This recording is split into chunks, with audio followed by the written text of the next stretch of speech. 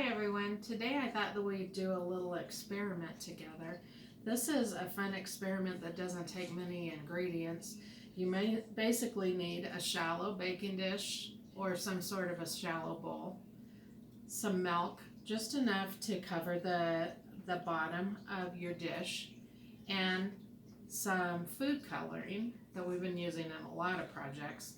Also, the experiment said that you were supposed to use Dawn dishwashing soap. I don't have Dawn. I have a different type, but I tried it earlier and it worked. So I think you might be able to use whatever dishwashing soap you have. If you have Dawn, use that. So you're going to need a little container to put just a little bit of your dishwashing liquid in. You don't need very much, just a little bit. Oh, and I forgot to tell you, you're also going to need some Q-tips. So that's what we're going to dip in this dishwashing liquid.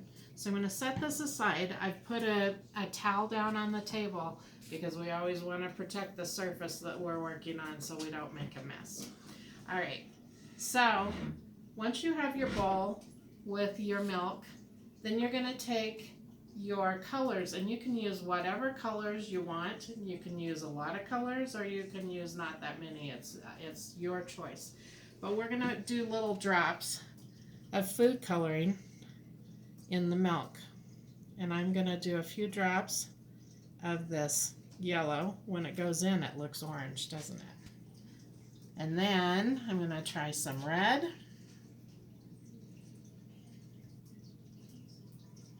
And you make kind of like little polka dots all over your milk so that you have lots of different colors. If you want to do lots of colors, it's kind of fun.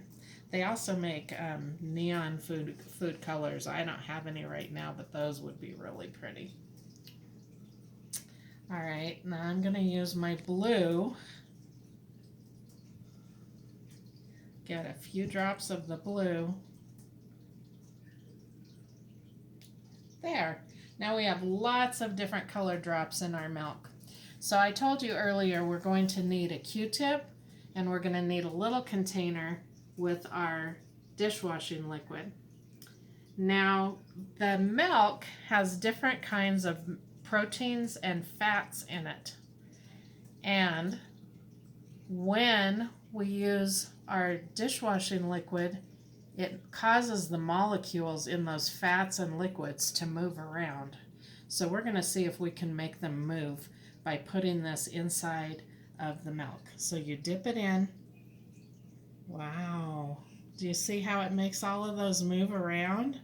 It's very pretty. It makes a really cool design.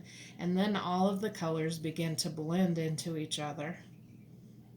When you're finished, you can do that for as long as you want and see how the patterns change. Or maybe you want to move it to a different spot. I think maybe all of my dishwashing liquid is off of this one. All right, so when you're finished, you can put that back.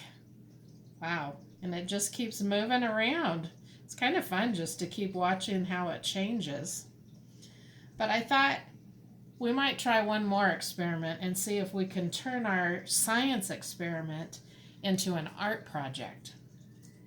Whoa, it just keeps moving.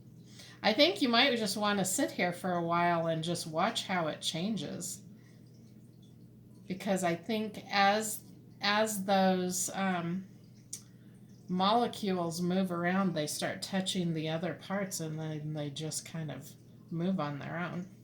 All right, so I've taken, this isn't a very big container, so I took some regular size pieces of paper and I cut them in half so that they won't be so big. But I wondered if it would make kind of a neat design on our paper if we ran our paper through it, and then we could have some really cool papers. So you can try this if you want, or you can just look at the designs that it makes in the milk. But I'm going to try dipping my paper down into the milk. And I'm going to see.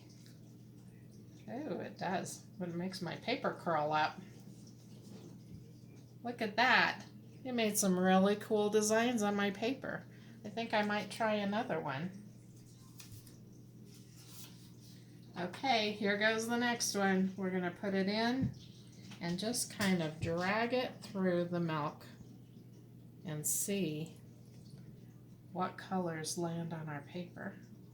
You might need to drip the milk off a little bit and make sure that you put it on something that will not get your table wet. So if you have a towel down here, that will protect it. So now we had a really fun science experiment and some really cool papers. I was thinking you could also do this with like a paper chain. Maybe you could cut out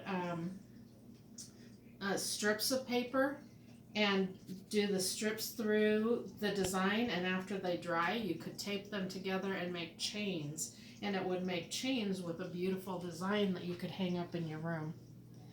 All right, well, I hope you try this at home, and if you do, have lots of fun and let me know how it turns out. Bye, everybody.